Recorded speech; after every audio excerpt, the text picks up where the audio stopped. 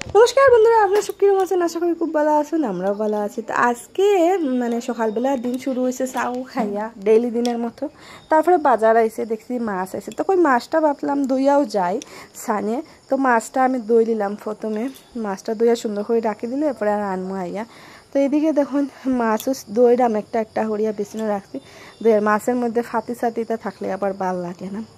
খার কিতা খাইতে মাছ ভাল লাগে। আমি তো অবশ্য সব জাত মাছও খাই, খালি জিওল মাছ ছাড়া আমি সব মাছও আমার খাইতে ভাল লাগে। তো এখন দেখুন আমি চান টান হইয়া আইছি, আইয়া এখন রান্না বসাই দিব। তো রান্না যেহেতু বয়মো এখন ভাবলাম তো কিতা রান্না করতাম, মাছের লগে কিতা আইটেম।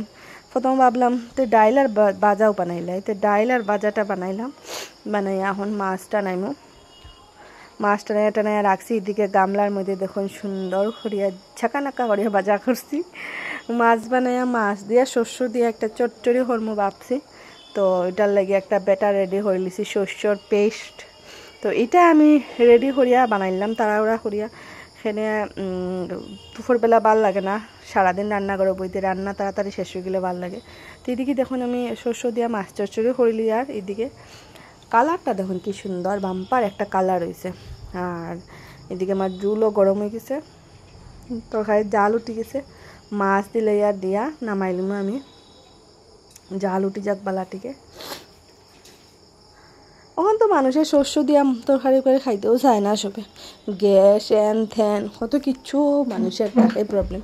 বাট আমার খুব ভাল লাগে রান্না শেষ করে ধনিয়া পাতা উপরের দিকে একটু একটু ছিটিয়ে ছিটিয়ে দেওয়া। এটার মজাটাই আলাদা, আমার খুব খুব বেশি ভাল লাগে। ধনিয়া পাতা তো সিজন আইসেও, এখন সব কিছুর ধনিয়া পাতা দেওয়ার ইচ্ছা করবো। তো একটা বড় মাছের রান্নাম, তখন আর একটা ভাবলাম মহা মাছ দিয়ে রান দিলে, মহা মাছ দিয়ে টমেটো দিয়ে মাখা মাখা করে একটা রান্না হবো। তো মহা মাছ তো আমরা টানাইয়া রান্না করি না, জানি না সে কীরকম রান্না করে কইতে পারতাম না। বাট আমার ওরকমও ভাল লাগে, সব কিছু মশলা উশলা দিয়া পেঁয়াজ কুচি দিলাম, মরিচ উরিচ দিলাম, সব লবণ হলদি সব দিছি, টমেটোও কুচি করিয়া দিলাইছি একসাথে দিয়ে সুন্দর করিয়া ডলাডলি করবো। এদিকে আমি তনিষ্ঠে ডাকি আর হে শুনে না আইসে বন্ধুরা আমার মার লগে আইদানি হাম করা লাহো।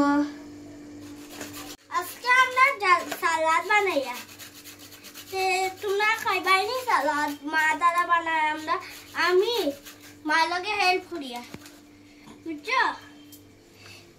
সালাদ খাইতাইনি হয় তো, খাইতাইনি সালাদ।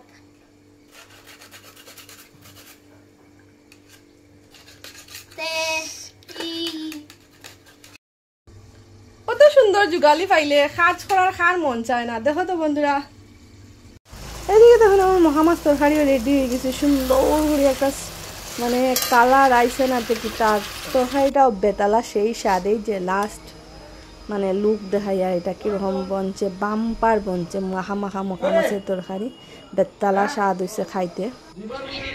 তো দেখুন ডাল, মহামাছ তরকারি, বড় মাছ চচ্চড়ি, আমরা দুইও জালে লইয়া বইছি খাওয়া দুপুর বেলা। তরকারিটা স্বাদ লাগছে, নিজে নিজে রান্না করিয়া করিয়া খুব বেতালা হয়েছে বাম্পার।